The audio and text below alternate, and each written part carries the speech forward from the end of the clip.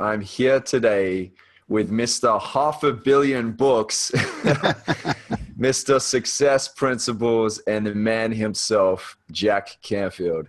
Jack, welcome to the Addicted to Success podcast. Thanks. My pleasure, Joel. Thanks for having me. So Jack, one of the key things that I want to really focus on throughout this session is the idea of really implementing, not just learning and cognitively understanding, but actually taking the action on your goals.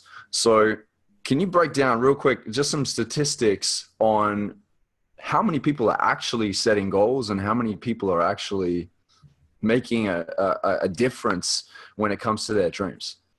Well, you know, the number that keeps being thrown around is about 3% of the people actually do this work. And those 3% of the people pretty much own 90% of the resources in the world. And there was a study done recently that showed only 10% of kids graduate from high school ever having been taught how to set a goal. And so if you grow up in an upper middle class or a wealthy family, your parents tend to do that. So you learn it from osmosis. But like most people, I didn't grow up in that kind of family. My father made $8,000 a year. You know, it wasn't a lot of money. And so I didn't learn how to do that until I got into graduate school. I took a workshop, a weekend workshop. I met this guy in a laundromat who said, you gotta talk to me. And I was reading my book, Minding My Own Business, and he ended up taking me to this weekend workshop at this foundation. And I was blown away. I'd never been exposed to any of this stuff. Here I was in my mid-20s. So from then on, I've been setting goals and visualizing, doing affirmations, and my life has been magical, as you know. Oh yeah, you've hit some pretty big goals. What are you most proud of in your career? I think up till now, probably most proud of the fact we sold 500 million Chicken Soup for the Soul books, 500 million copies in 51 languages now, over 300 million just in China, where they've adopted the book with English on one side and Chinese on the other to teach English to the kids in the schools. But secondly would be the Success Principles book, which has sold over 1 million copies, and I think it's now 27 languages. And right now we're training trainers. Our new goal is 1 billion trainers training this work somewhere on the planet, either in classrooms, workshops, seminars, public things, corporate, whatever, by the year 2030. And if we have a million trainers training, by 2030, the population is supposed to be 8 billion people. So if 1 million people train 1,000 people a year, which is not that hard, that's like, 5 workshops of, 200 people, whatever, by 8 years into that, we'll have reached all 8 billion people. So now, do I think we'll reach every single person on the island of Vanuatu or something? Probably not. But the reality is, but you have to have big goals, and very rarely do you actually hit them perfectly. I mean, I have numerous times, I set a goal to make $100,000 when I was making $8,000, and 2 years later, I made $96,200, and then set a goal to make $1 million. We did that, and then we made $6 million. Then I wanted to make $8 million in 1 year, and we sold a company for $60 million. So I mean, it's like, but the point is, you've got to have goals to give you direction and momentum and accountability. Because without a goal, yourself or no one else can hold you accountable. And that's the biggest problem. Most of the people watching your podcast and watching my shows and they're solo entrepreneurs. They don't have a boss. And so we tend to do the things that are least comfortable. We don't do the things that are least comfortable. We do the things that are most comfortable, whereas the things that are outside our comfort zone are the things that really produce our success. And so by if you were my accountability partner and we talked every day for 5 minutes in the morning and committed to what I call the rule of 5 things you're going to do today to achieve what we call your breakthrough goal.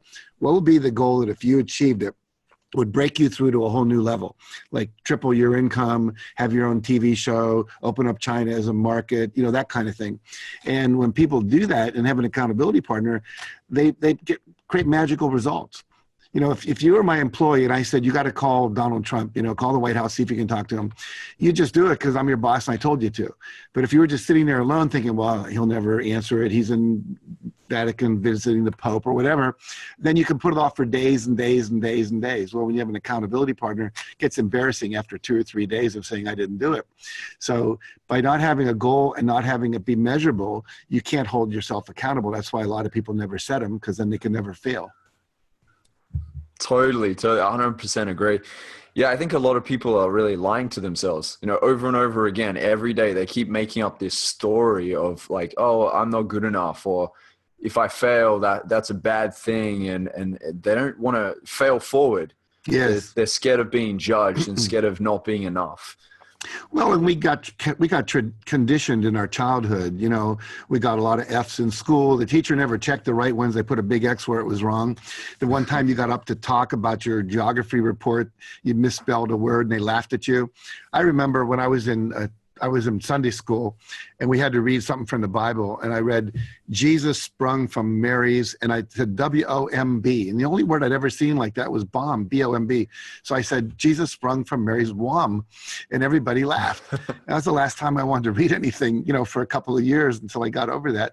But that's, all of us have these wounds from childhood.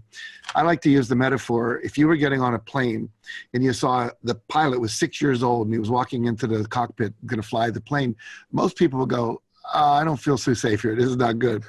But most of us are being piloted by a 6-year-old consciousness, made decisions when we were young that we're not smart enough.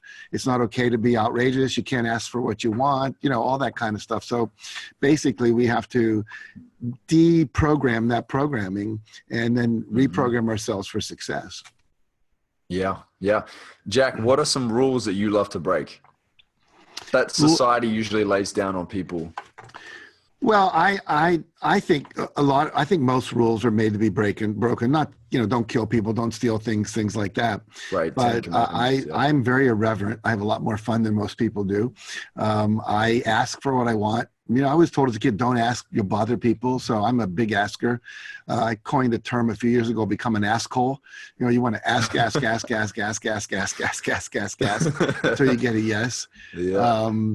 You know, I tend to speed a little bit when there's no one around because the conditions are safe and the rules are just, you know, ridiculous at some level.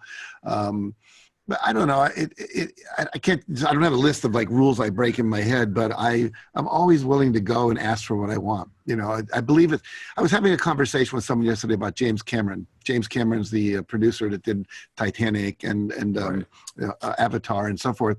And we were talking about how he and other directors, Ron Howard, et cetera, they always believe something's possible. You know, when they were making Indiana Jones, the movie, and he's down there in the snake pit, you know, they put a bunch of snakes down there and it didn't look scary. And so they ordered, you know, thousands of snakes from every place in Europe and Africa they could find a snake in order to do it. And it cost them, you know, hundreds of thousands of dollars for that one scene. But it was called, we're going to do whatever it takes. And most people don't do that. They don't do whatever it takes. There's a famous story that I wrote about in Chicken Soup for the Soul about Tony Robbins. When he first was getting wealthy and he was starting to do more philanthropy, and he was in New York, and he said to his team, I want you to go rent a van. We're going to take 38 baskets of food to the homeless up in Harlem tonight. And so he comes back from his radio and TV interviews and he says, where's the van? And they said, we couldn't get one. It's Thanksgiving weekend. There wasn't one available. Tony said, come on, you work for Tony Robbins. What the hell is this? You know, come on. So he went down to the street, and he literally, as vans would come by, he would just jump out in front of them and go like this. And they said, Tony, no one's going to do that. And he said, they will. And eventually this guy stopped, turned out to be the captain of the Salvation Army, whose job it is to feed the homeless. And Tony went out and fed 32 baskets or 38 baskets of food to the homeless. The point being that his staff had given up because all the vans were rented. And Tony said, there's millions of vans in New York City. Let's just go ask. So he stood in the street and just did that until he got one. Most people would never do that. But the people that succeed do that. They're willing to be embarrassed. They're willing to be rejected. They're willing to be foolish. And most people don't want, they protect their image and they don't get successful. Right.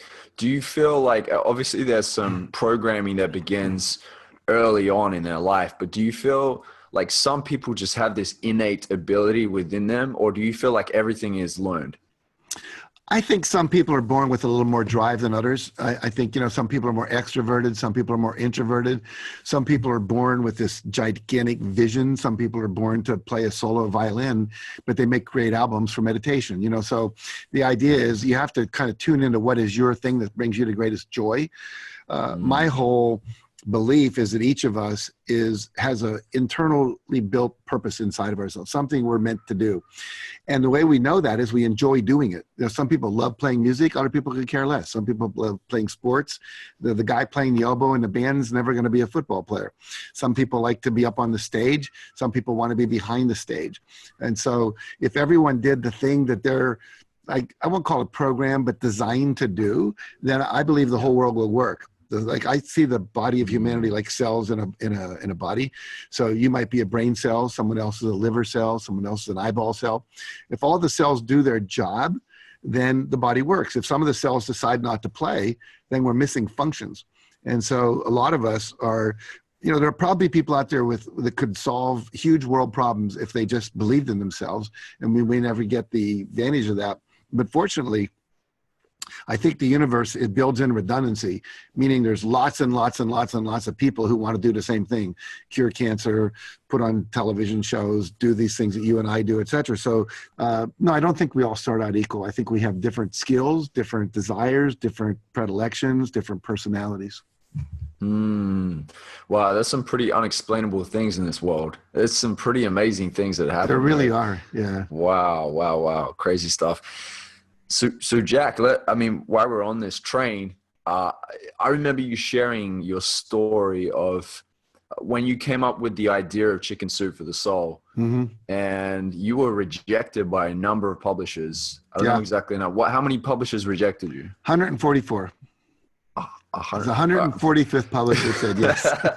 This is like some Colonel Sanders style thing. It is. Yeah, he was over 1,000 rejections. Yeah. Right. We're getting close to it. So like, what was it that was like, you know what? I'm relentless on this pursuit of getting this book out there. Like, what do you believe it was that you just, was it your vision? Was it like it was like a combination of things, Joe. I think what started the book was I was teaching in an inner city all black high school in Chicago when I was a high school teacher. And I became much more interested in why my students weren't motivated than I was in teaching history, because they weren't motivated. And so I started to find, how can I motivate these kids? And what I found, in addition to going to the W. Clement and Jesse V. Stone Foundation, who was a friend of Napoleon Hill, who wrote Think and Grow Rich, and learning all these things, was that whenever I would tell a story, my kids would be like this. They would just be on the edge of their seat. When I was talking historical, facts and theory, we were just like dead. So I realized the power of story. So I had been collecting motivational, inspirational stories for years, and I used them in my talks. And people would come up and say, that story about the Girl Scout, that story about the Girl Scout that sold the most cookies of anyone in the world, over 3,000 boxes of Girl Scout cookies in 1 year. The Boy Scout who did this, the kid who did that, the person who climbed Mount Everest who didn't have legs, whatever it was. And they said, is that in a book? I want my daughter to read that. I want my staff to hear that. So I was being knocked on the head, put stories in a book. And then I didn't have a title. So we're going to New York and we have to have a title for the book because we're going to start pitching the book to the publishers. And so Mark Victor Hansen, my co-author, and I, we sat down and we said, look, let's meditate for a week, and we'll just ask God, higher power, source, infinite intelligence, for a title. And so 2 days, I sat there for an hour every morning, nothing came. The third day, this big chalkboard appeared and a big hand wrote Chicken Soup on it. And I thought, chicken soup, what the heck does that have to do with this book? I'm having that thought, and the voice of this hand said, when you were sick, your grandmother gave you chicken soup.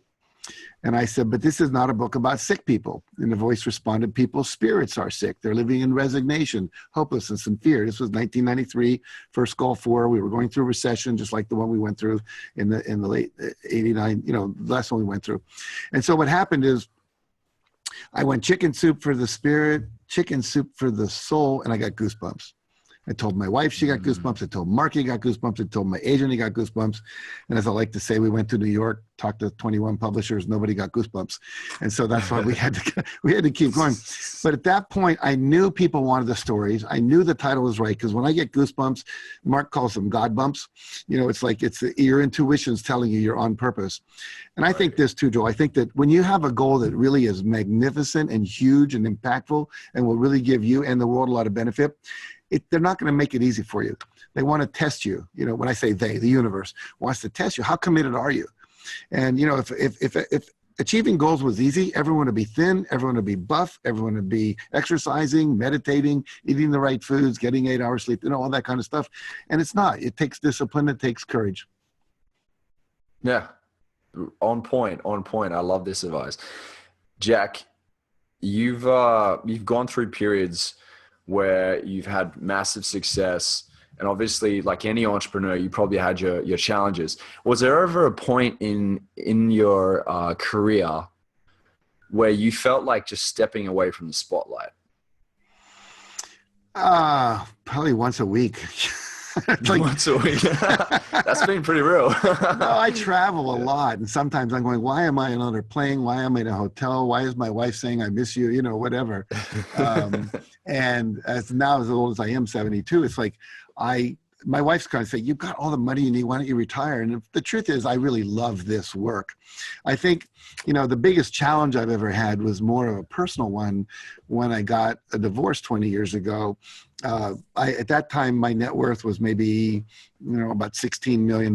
My wife, so we had stocks and bonds and cash, and then we had our house and our offices in my company. So my wife ended up getting all the money, all the stock, all the bonds, half the property we had, and I got to keep my job basically. And because my company was valued at what all that was. And I was really upset. And I really thought, this is not fair. I'm wearing my shirts 3 days in a row instead of sending them to the cleaners because I just needed to conserve money. And it was a tough time. But what I say to people is that every difficult time I've ever had, and I think you'd agree with this, out of that came something powerful because I had to revector my career. I had to start over in a sense that Chicken Soup for the Soul was doing so well. I got a little lazy. We were just putting out these books. It became kind of a system. It was working really well. And I wasn't learning all that much new. And then what happened when I didn't have that, I said, I got to really gear up and make a lot of money quick. And so that's when I wrote the Success Principles book, and it totally revectored my career. Because you're not going to get paid $35,000 for a day's workshop to come and tell warm and fuzzy stories. It doesn't work. You have to have more value than that. And because I wrote that book, I now get invited to speak to governments and all over. I've been in 7 countries in the last 6 weeks teaching this stuff and getting really good fees for it, $60,000 a day when I go overseas. So, I can make $500,000 a month just as a speaker, which I wouldn't have been able to do as a Chicken Soup for the Soul guy. So everything that happens, and the other thing that happened is in the divorce settlement that I wanted to give my wife, she would have had half of my income for the rest of my life. And we went to a mediator. The mediator in California, you have to have 2 lawyers, look at the mediation, decide, is it fair or not? And her lawyer decided if she did that, she'd make $500. If she got into a contested fight, she'd make a lot more money. So as a result of all that, eventually she got everything I just talked about, but I didn't have to give her half my income for the rest of my life. And 7 years later, I made $63 million. So it was like I would have had to give her all that. I turned out much better for me at the time. So I always ask people, when you look at a challenge, ask yourself, what's the opportunity that this is? I believe that the world is plotting to do me good. I'm an inverse paranoid as opposed to thinking the world's out to get me. And if you take that position, then you're always looking for the positive, and then you're happier and you're always doing the thing you need to do to go to the next level. Yeah, amen, brother.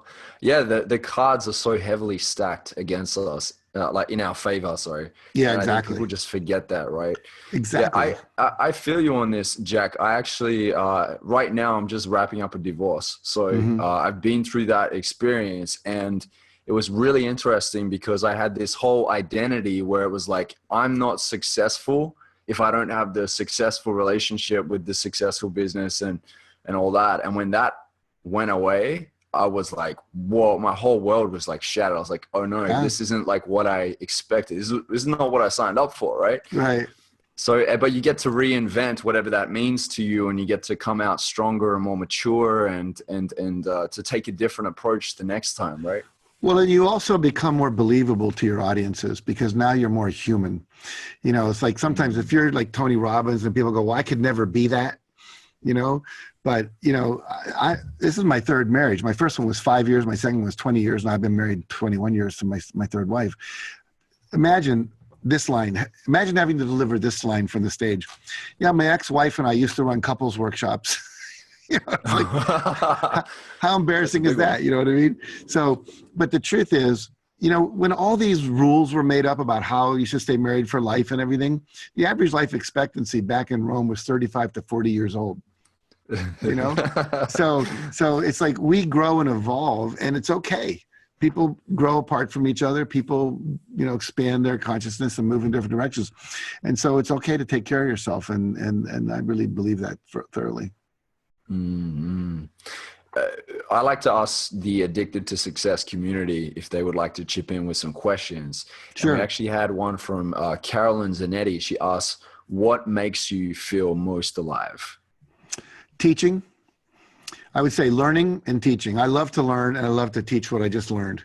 You know, my staff's always mad because they can never make a student manual, like a handout that's always going to be the same forever, because I'm constantly learning new things and changing it. But I love being up in front of an audience. I love doing this with you. It's like tennis, you know, we're hitting the ball back and forth, and I get to be of value and watch people grow and watch their eyes light up and watch breakthroughs happen. And people come up and say, you know, because of you, I got out of a bad marriage. Because of you, I started the business. Because of you, I'm a billionaire. Because of you, I'm healthier. I conquered my cancer, whatever. So that makes me come most alive. And it's a good question, because there's a great quote. I can't remember who said it right now, but he said, don't ask what the world needs, ask what makes you come alive, because what the world needs are people who've come alive. Because when you're following your joy, going back to what we said earlier, we're all cells in a body. That means you're doing what you're here to do. Joy is your feedback system that says you are on course. So good question. I believe that. I believe that. Also, Jack, I ask the audience if they could ask some left of field questions. So sometimes we get some really weird ones and really interesting ones, but we had one from Chris Rodriguez. He asked, who is your favorite Disney character and why? That's a good question. I don't know. God, favorite Disney character and why?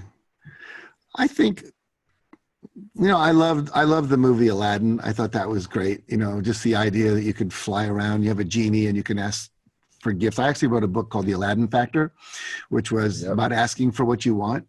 And if you could have 3 wishes, what would they be? And I think it's a great question to ask anybody is, you know, if a genie said you can have anything you want, what would you choose? Because most people never really choose what they want because they don't think it's possible. So I love that character. I think, I don't know if it was Disney, but the movie Frozen, I really loved that one as well. There's just like the idea of just being yourself, you know, being authentic. Awesome. Yeah. There's some really good morals to these stories through Disney. They do a really good job at that for sure. Yeah. We've got another left field question here from Jason Stewart out in San Diego. He asks, who would you rather date, Sofia Vergara or Jennifer Aniston? Do you know, I don't know who Sofia Vergara is. I like Jennifer Aniston. I've never been super attracted to her. There's a little bit of a masculine quality. She has the most beautiful blue eyes on the planet, and I like her humor. My ideal is Nicole Kidman. Nicole Kidman? Oh, you like the Aussies, do you? I just like, she's such a broad personality. And when I saw Moulin Rouge, that scene where she's kind of singing, that's one of the sexiest things I ever saw. That actually, I got to confess, that's like one of my favorite movies. Yeah. It's an epic movie. It is. It is. Awesome. We have another question here from Jason. He asks, how focused have you been on legacy and impact versus making money lately? Well, I've always been focused on impact. Money was a byproduct. I love money, no question. I have a great life and I've been able to go all over the world and do anything. And if I can't decide between the blue sweater and the maroon sweater, I buy them both. And that makes life a lot easier. But that was never what motivated me. Our line when we were doing Chicken Soup was changing the world one story at a time. And so it was always about making a difference. And so I think you have to pay attention to money. If you're running a business, you have to be able to pay the bills and pay your staff and all of that. And that gives you a lot of freedom to do that. For me, right now, I'm focusing on legacy. That's why we're now taking and making all of our programs online. In other words, we're taking all our live programs and making them available online. I think they're very powerful online, not quite as powerful as live, because there's something about sitting eye to eye with somebody or doing a meditation live or being in the group energy field that doesn't quite happen online. But I realize I won't be here forever. And I also realized that we were in the Gulf doing workshops in Bahrain, Qatar, Kuwait, Oman, and you know, just all over the place. And everyone wanted to learn. I want to learn how to teach what you do, because we need that in our country. And we can't get visas to the United States. We can't afford the plane fare and the hotels and weeks off from work on. So we created an online training program. It's 48 hours of instruction. It took us 3 years and $300,000 to develop it, but now it's available. We now have almost 2,000 people in 91 countries that have been certified to teach this stuff. And our goal, as I mentioned, is 1 million. So that's my legacy move, if you will. All the Chicken Soup books will continue to exist. The Success Principles is a classic. I think it'll be around for 30 or 50 years being read. So it's always been about impact and legacy for me. Mm. We're actually in a movie together called Rise Up. Yes. And I saw some scenes there, and you said this line, which I was like, yes, like it resonated so deeply with me. You said something like, awareness is not enough. We need to take action. Yes. And it's so true. Like in this day and age with the internet and all these, in the media and these things that people can now create, they're highlighting what's actually happening in the world and all this good, but the action still, we need to keep ramping that up. Yeah, I like to say, this is a little on the edge, but I like to say, awareness without action is like mental masturbation. It doesn't produce anything. Masturbation doesn't produce babies, and action without awareness, we get Donald Trump. So, I mean, the you got to have both of those together if you're going to have impact in the world that matters. And so Right. too many people have what I refer to as self-esteem. They got all their books and tapes on the shelf, but they're not really activating it. So the real self-esteem and the action in the world never happens. If you look at the law of attraction, the last 6 letters in the word attraction are ACTION. There's a little hidden clue in there. You've got to take action on your insights, your inspired thoughts, your intuition, all that. You got to take action on it.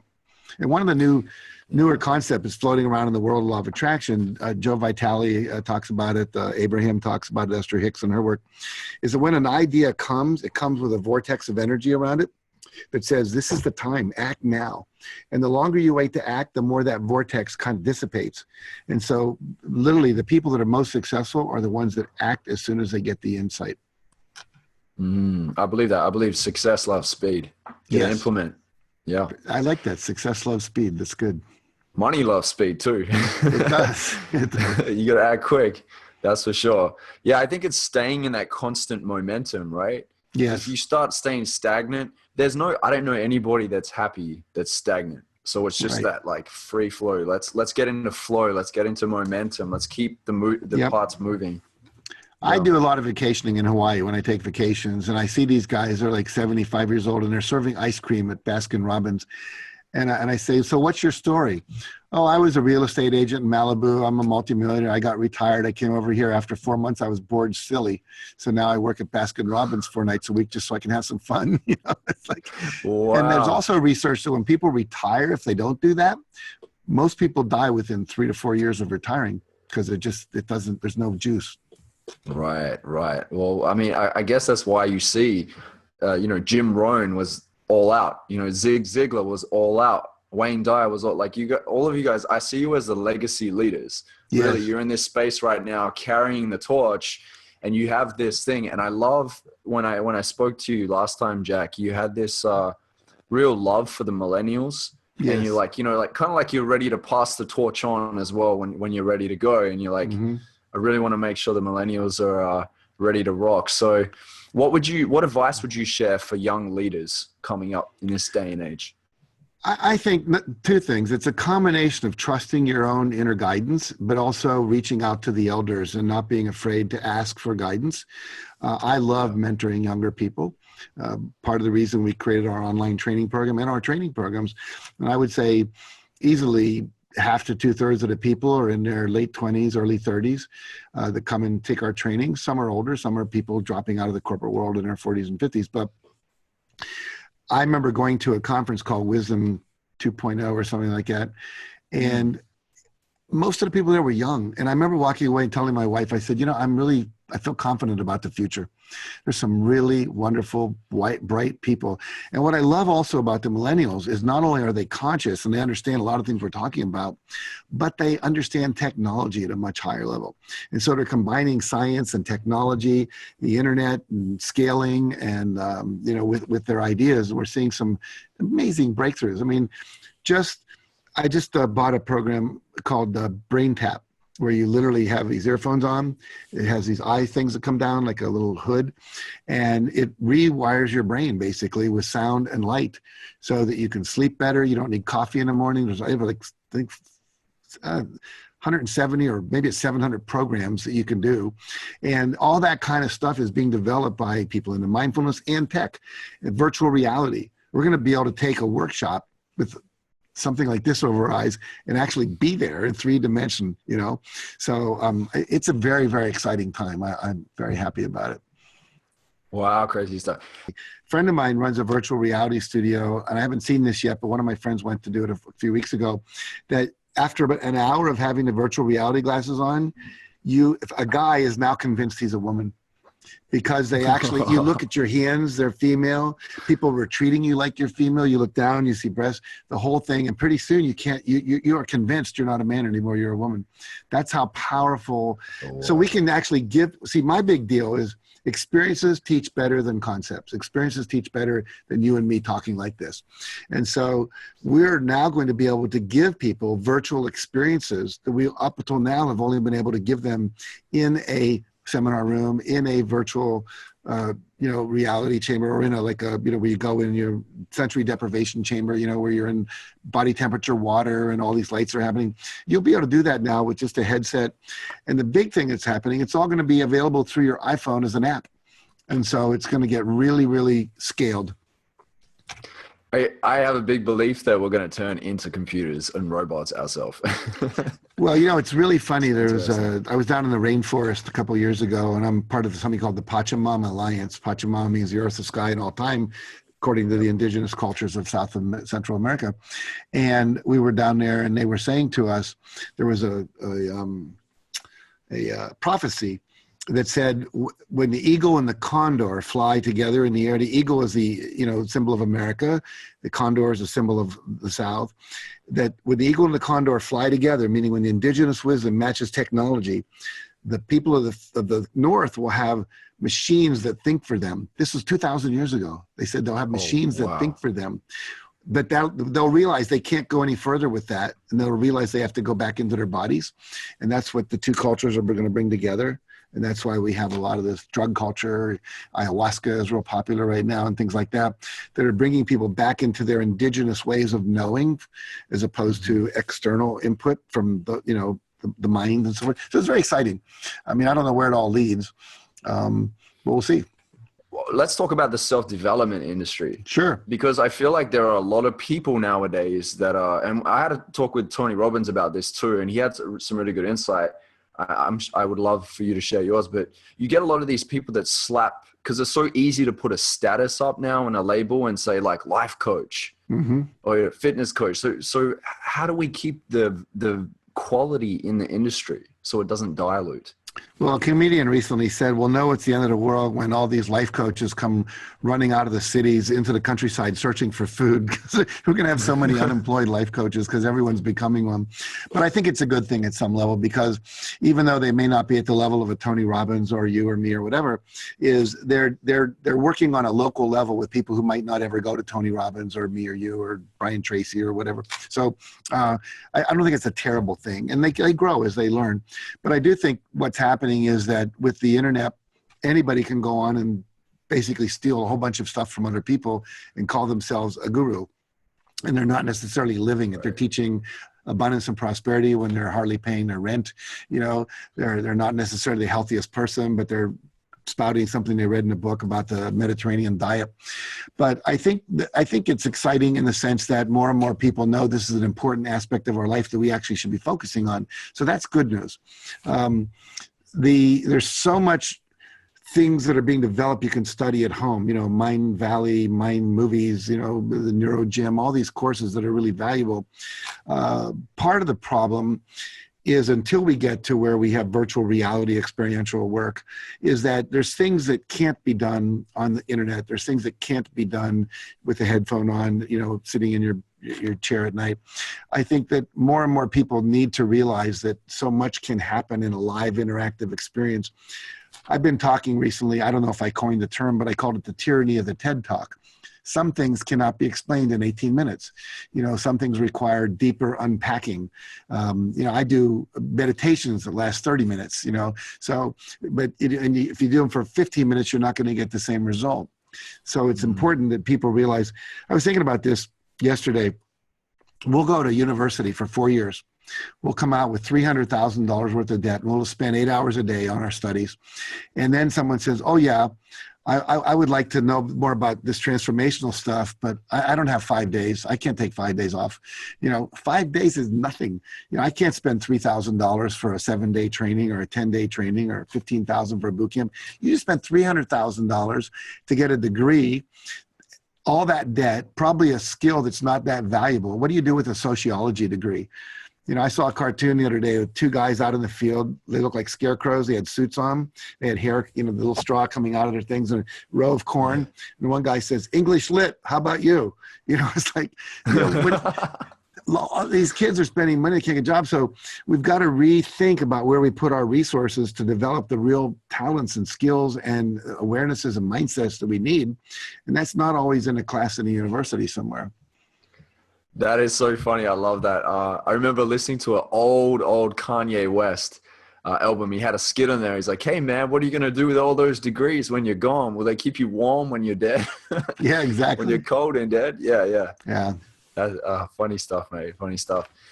We had a question come through, Jack. We'll got a couple more and then we'll wrap this up. But we had one come through from Angie Yates Radford. She asks, how did you find the balance after putting your book out there? So your books just, went out there and they really took off. So how did you shift your daily habits and your schedule so it worked better for you? Well, I think as your life evolves, you have to constantly keep changing, the level of how you live your day. I mean, I do something I call the hour of power in the morning, which is 20 minutes of meditation, 20 minutes of aerobic or high intensity interval training or weightlifting, like kind of alternate days, and then 20 minutes of reading something inspirational, uplifting, or educational. Then I do other reading as well for my profession.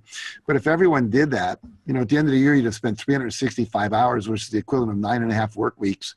Think about that, 9.5 40-hour work weeks, reading, meditating, and exercising, which most people don't do. And so that's my first discipline of the day. And then I do a blender drink in the morning, healthy stuff. And I take a walk after dinner and drink 12 glasses of water, all the things you're supposed to do. But when I was writing, I'm a night person. My wife's a morning person. She gets up at 6:30. I go to bed like 1 or 2 in the morning, and I'll sleep till 9 or something. I don't start my professional day till 10, but I go late. And so when I was writing the success principles, I would write from 7 o'clock at night because I was running my business during the day and also doing interviews and all this kind of stuff. And sometimes I'd hear the birds chirping. And I said, oh shit, it's been 12 hours. I'm still awake and it's turning gray outside, the sun's coming up. And then I would go and sleep till noon, 5 hours, and start again. But I like long blocks of time when I'm writing to really get into it because it's kind of a meditative process as well as and I can do research on the net while I'm writing. When I'm speaking, it's more about, travel and just maintaining yourself on the road, which means eating well, not drinking, exercising, all which are difficult when you're traveling. I mean, I did 6 weeks on the road. Literally, I went from Finland to Estonia to Poland to Russia to Canada, back to Russia, back to Canada, down to St. John Island, up to Philadelphia for a 5-day training, and that requires real discipline. But at the same time, in that 6 weeks on the road, I met my wife in St. John's. We had a 6-day vacation with her sister and my brother-in-law. We're taking a whole month off next year in Hawaii just to be in a house up by the ocean and chill.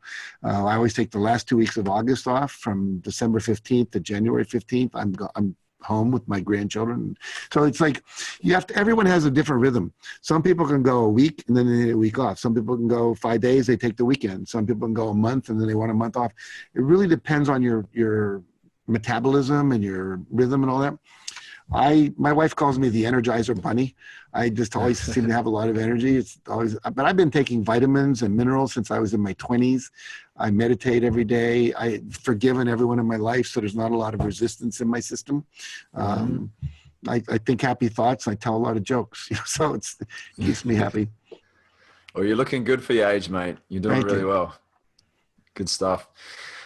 Jack, you've got a lot of books behind you there. And I know at the start of this call, just before we jumped on, you said that you've read over 3,000. So to me, that's pretty amazing, pretty impressive. Which book stood out to you the most?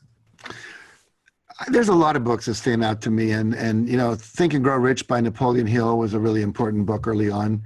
There was a book called Psycho-Cybernetics by Maxwell Maltz, where he had done plastic surgery with women. They look more beautiful now, but they still didn't feel different. And he realized you can't just change the outer look; you got to change the belief systems inside. So that was the first introduction to beliefs. I've read a lot of books by Indian gurus that I thought were really helpful. There's a book I love right now called The One Thing by Gary Keller. If you could change one thing in your life that would change everything, what would that one thing be? Do that. There's a book called The Slight Edge, which is if you just did 20 more push-ups every day than anyone else, at the end of the year, you'd have done 6,000 more push-ups. If you just hit, if you're in the batting cage as a baseball player, you hit 20 more. Just that little bit of extra. So you're going like this, but that little bit of extra over time, you're way out here over all of your competition or all of the people you're, wanting to be better than or be the best-selling author or whatever. If you'd write 5 pages a day the rest of your life, you'd write 1,500 pages a year, roughly.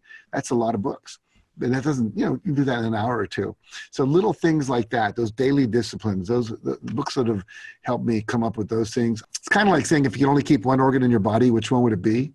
So, you need all of them. So I read in finance, I read in leadership, I read in communications, couples, parenting, It always shocks me that people go, well, my kid wets his bed, what should I do? I said, if you look for a book on that, there's probably 49 of them. No, never occurred to me. It shocks me. And I took a speed reading class when I was in graduate school because I knew that information was where it was all at. So we all can learn to do that. Good. And it's no good if you don't have good memory, right? Before the Yes. call, you also said you learned some cool things from a memory champion just recently. So, well, I was just at a conference with coaches and there was a memory champion. He's 3-time American memory champion. He can remember like pages of numbers in a row. I mean, it's just like most people can't remember other people's phone numbers, especially now with cell phones. But he taught us this technique for numbers that if you take each number and you assign a sound to it, like a C or a K or an L or an M or an N. And then what you do is you make like the word atom would be D and M, or the 2 consonants. You make up words that you can remember because you can remember atom. And so D and M are the numbers. And so D would be, see if I can remember, I just learned is 5. I think it's 1, so it's a 1. And then the M is 3 because it has 3 downstrokes when you make the M. Anyway, so you can take whole long strings of numbers, just make words out of them, and then you link the words together. And the other thing he taught us was how to remember long lists. I can still remember the list he said, because what you do is you create a story.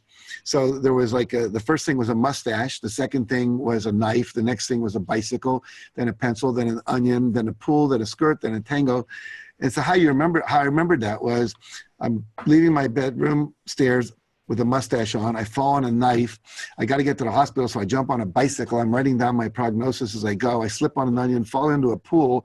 I come out wearing a skirt, doing a tango on top of a refrigerator with an orange lipstick woman eating a taco. And you remember orange lipstick and taco. So we all can do that, but we never were taught. You see? And so I recommend everyone should buy at least one little memory tape or one book. Jim Quick's a friend of ours who teaches this stuff. This guy's name was like Dennis Ellison, something like that. But the point is, were you in school? Did they teach you how to memorize things? No. There's a lot of things I didn't learn in school. You spend your whole time in school memorizing things, right? It's insane. Yep. And I was just thinking back a few weeks ago, and I was like, did we ever learn anything about self-development in school? No.